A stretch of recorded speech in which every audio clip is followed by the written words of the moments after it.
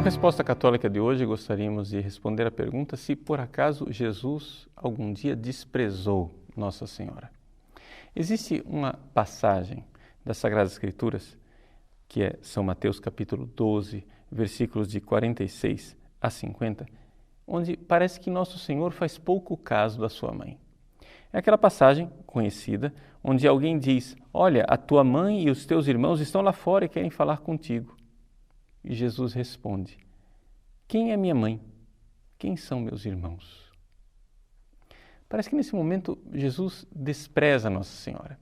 E é interessante que este fato tem toda a verossimilhança de ser um fato realmente histórico, porque ele foi atestado nos vários evangelhos, porque está também no Evangelho de São Marcos, no capítulo 3, versículos de 31 a 35, e São Lucas, capítulo 8, versículos de 19 a 21.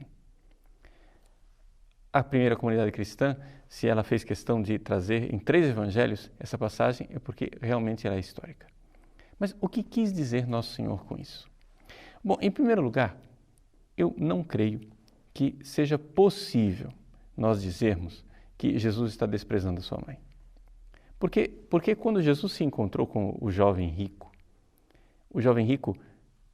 perguntou o que era necessário fazer para entrar no reino dos céus. Jesus deixou com toda clareza que era necessário honrar pai e mãe, que era um mandamento que ainda valia. Portanto, acho muito pouco provável que Nosso Senhor, justamente Nosso Senhor, iria contra o 4º mandamento. No entanto, o que Jesus está querendo fazer aqui é de suma importância. Ele está querendo desmontar a mentalidade de que a salvação está ligada ao sangue do povo judeu. E está tentando fazer com que nós vejamos que o verdadeiro relacionamento, o novo povo de Deus, agora está baseado numa outra realidade: a fé e a obediência à vontade de Deus. Vamos entender isso. Em primeiro lugar, o que é que uma pessoa tinha que fazer para ser membro do povo de Deus, de Israel, no Antigo Testamento? Ela não tinha que fazer nada. Ela só tinha que nascer. Essa é a realidade. Ou seja, o povo de Deus no Antigo Testamento era um povo que era salvo pela genética, por assim dizer. Eles faziam parte de um povo que Deus havia escolhido e era a ligação de sangue que fazia com que eles estivessem no povo eleito.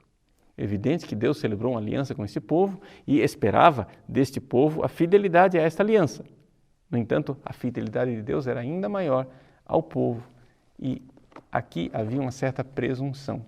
Uma presunção dos judeus no Antigo Testamento de que, já que a salvação era somente para eles, eles podiam desprezar os pagãos, ou seja, os goim, os povos, os gentios, diríamos nós.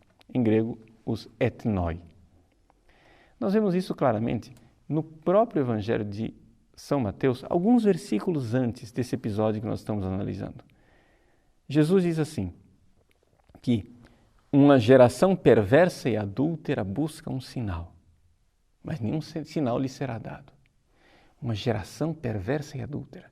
Ele está dizendo assim, veja, vocês são uma geração de sangue, mas se tornaram adúlteros, bastardos, ou seja, não filhos legítimos, filhos de uma geração adulterina. Mas vocês procuram um sinal. Mas vejam que já no Antigo Testamento Deus já queria quebrar o paradigma genético. E Jesus então conta a história de Jonas e da rainha do sul, da rainha de Sabá.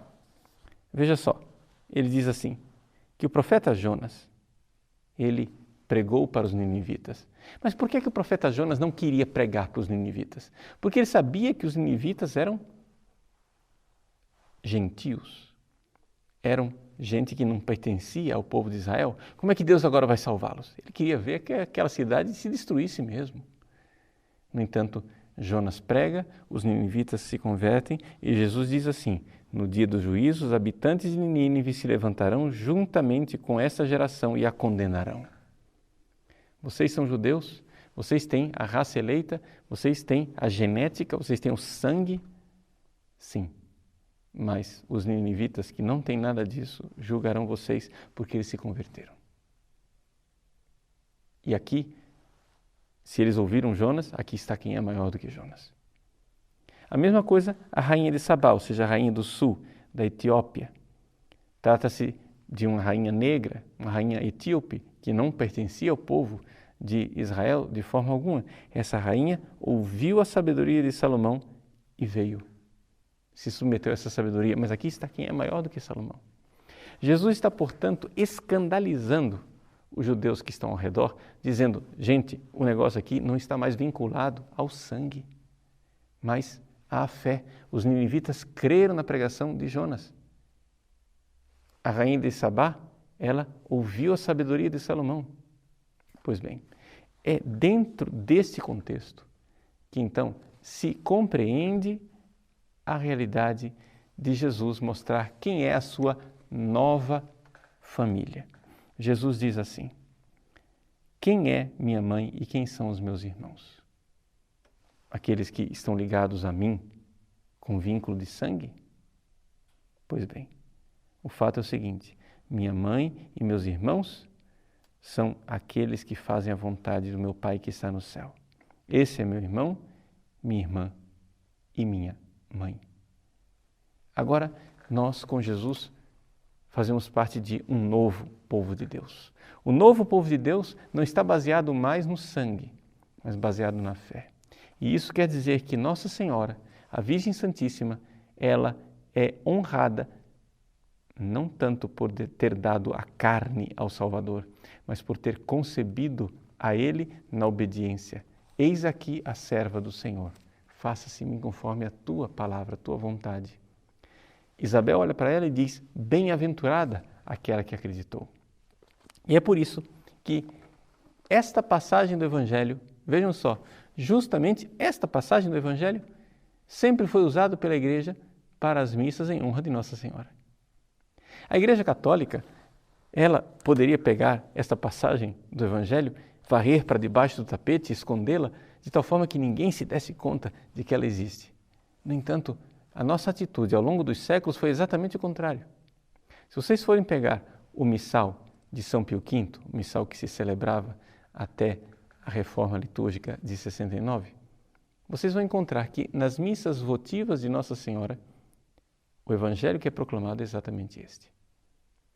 Para honrar Maria, a Igreja se recorda. Quem é a minha mãe? A minha mãe é aquela que faz a vontade de Deus. Portanto, Jesus de forma alguma desprezou Nossa Senhora. Esta é a interpretação da Igreja.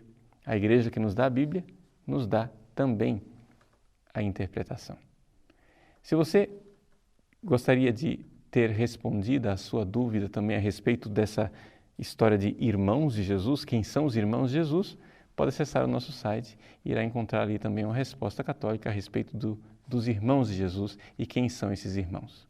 Por enquanto, ficamos aqui nesse grande exemplo de humildade de Maria, que sabe que ela não deve se gloriar de ter dado a carne, de ter amamentado Jesus, mas deve sim compreender que a graça vem do crer, a graça vem do obedecer à vontade de Deus e que é aí que está a nossa salvação. Maria foi grande porque creu, Maria foi grande porque fez a vontade de Deus.